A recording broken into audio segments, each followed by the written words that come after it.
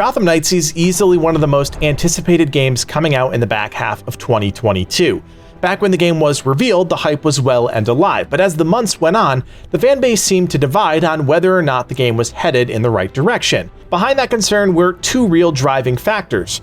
First was that the team developing Gotham Knights, WB Montreal, wasn't Rocksteady, the team that was generally behind the previously released and beloved Batman Arkham games. Two was that up until this point, the general public hadn't seen much new gameplay.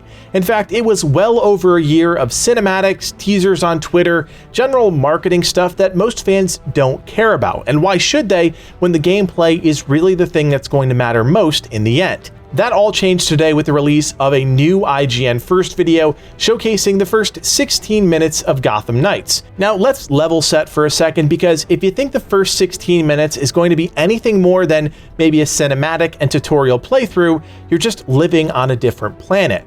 Now that being said, even though it wasn't the most riveting gameplay I've ever seen, there were still 10 key takeaways that I want to draw your attention to.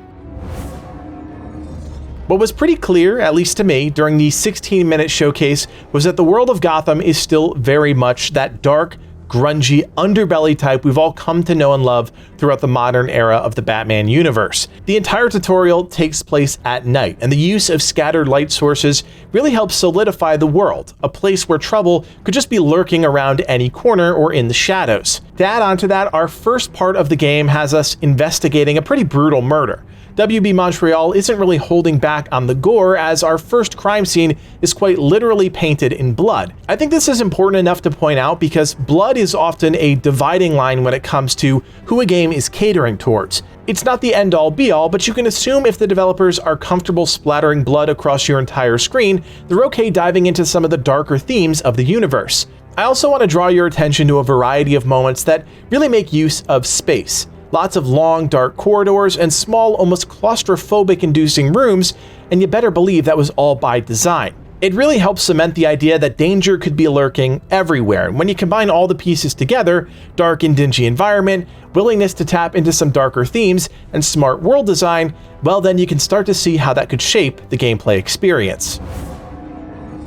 What really surprised me about the Gotham Knights gameplay was the copious use of cutscenes and mini cinematic moments to tell the story, even if it was just the tutorial.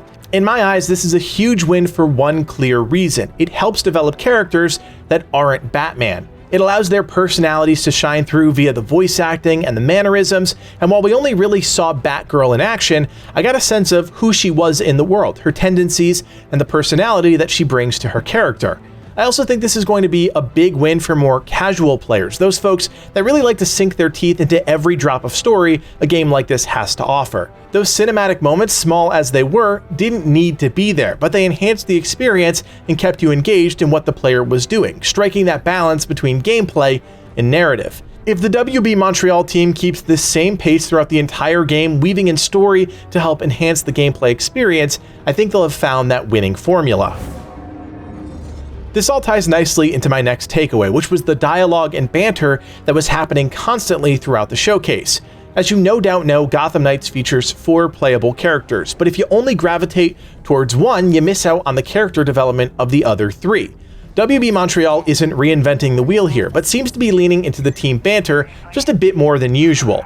I'm sure I'm not the only one struggling to figure out which character I want to play during my first go at the game. They're all interesting in different ways, and what I really don't want to happen is to sideline any of them. The back and forth communication over comms is a great way around that problem. You can help push the story forward while also developing small portions of those characters in the wings, providing background, bits of personality, really anything the developers want to tap into. What really caught my eye next was our first look at some detective systems the team is clearly going to rely on throughout the game. I mean, that's really the point of showing off something in a tutorial, right? Introducing players to a system that's going to be common throughout the rest of the game. It seems there are 2 paths the team is taking here. On one hand, you have this augmented reality pulse, which allows you to quickly scan your surroundings and identify enemies and items in the world, visible and hidden. We see Batgirl use this to identify a hidden mechanism within the wall. I do have a feeling that this will be a function we rely on heavily as part of the investigation system, as part of the main story, and potentially as part of some of the secret finding processes within the game. There's also a crime scene investigation system that allows you to zoom in on a certain part of the world and piece together clues to unlock some sort of mystery. I would imagine primarily tied to the main story. In the example we saw in the demo, Batgirl uses clues at a desk of a dead doctor to uncover the code to a hidden room, only accessible by plugging that code into a microwave.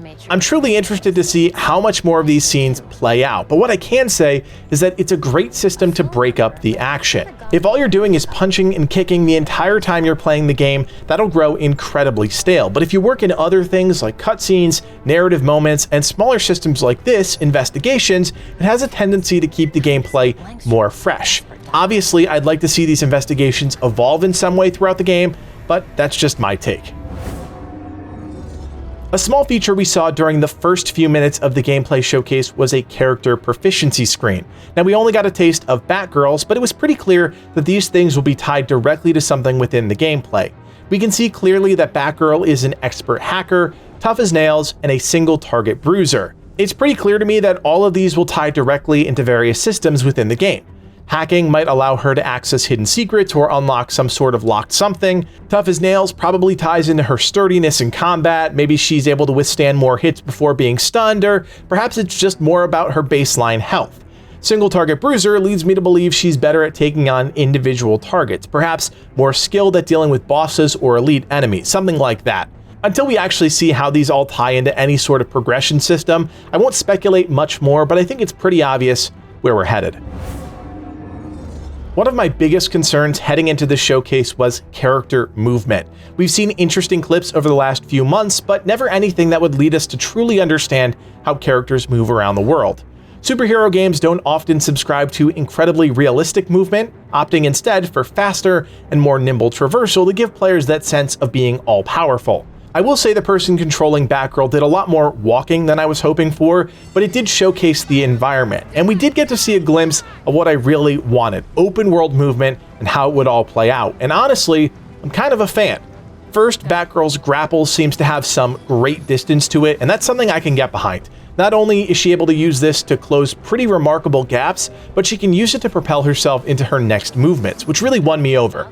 There was a small sequence where she vaulted a wall and then tumbled over an obstacle, dropping down into the room below. And while it was a bit clunky with animations that didn't exactly connect, it did look satisfying. That's the type of freedom I'm looking for when playing around in this type of environment, especially playing as a superhero. The Batman Arkham games really understood this, and if the WB Montreal team can continue to improve upon that, exceeding players' expectations, I think they'll be in good shape. On top of the character movement, I think it's safe to say everyone was looking forward to, with a bit of apprehension I'm sure, the Gotham Knights combat. We've seen a lot of flashy cinematics over the past few years, but this was our first real look at what players should expect when they fire up the game. So here's what I'll say. I think they've been doing some good work behind the scenes to tighten this up. From the player perspective, things are simple and straightforward, with options for melee and ranged attacks of both the light and heavy variety. There also looks to be plenty of wiggle room when it comes to dodging incoming attacks. What I truly like about the combat, though, is the way they make Batgirl's actions unique to her as a character.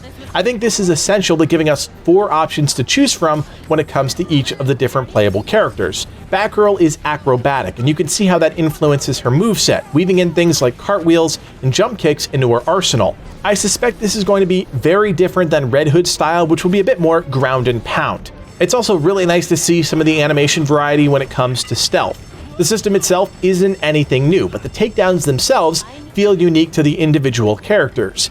I have no doubt the combat and stealth combat will evolve throughout the progression of the game. Remember, we're just looking at the tutorial area here with likely next to no upgrades, but it feels familiar and that's enough to win me over, at least for now. One thing that does concern me is the enemy AI. I get that whoever was playing was trying to showcase some of the individual systems within the game, but it was pretty clear we're looking at some pretty dumb opponents. The clunky, predictable movements of enemies feels dated, and with so many modern games making improvements on the enemy AI in the past 5 years, it seems like Gotham Knights may be a bit behind the curve on this one. Again, tutorial area, so let's not call this a dud until we go hands-on with the finished game. We know nothing of difficulty settings, scaling, any of that stuff, but just going off the glimpses of combat that we saw in this showcase, I have some concerns. This kind of leads into the next takeaway, which was our first boss fight. I know it's a tutorial boss, but hey, a boss is a boss. We learned a bit about guard breaking here, which is something most Batman Arkham players are familiar with, using a heavy move to disrupt a shielded enemy, but it was a good first look at some of the more elite enemies we could face within the game. I did enjoy the small cutscene right before the engagement. Again, give me all of those things because it helps solidify and connect the narrative with the action. But as far as the fight itself is concerned, yeah, pretty much what I expected. I'm really concerned about the AI, plain and simple. Big, dumb, slow enemies with laborious movements don't make for engaging encounters, and that's kind of what I got out of this fight against Bulldozer. Again, let's not cast too much judgment before seeing some of the other bosses in the game, but I think it's valid to point out some of the concerns at this point.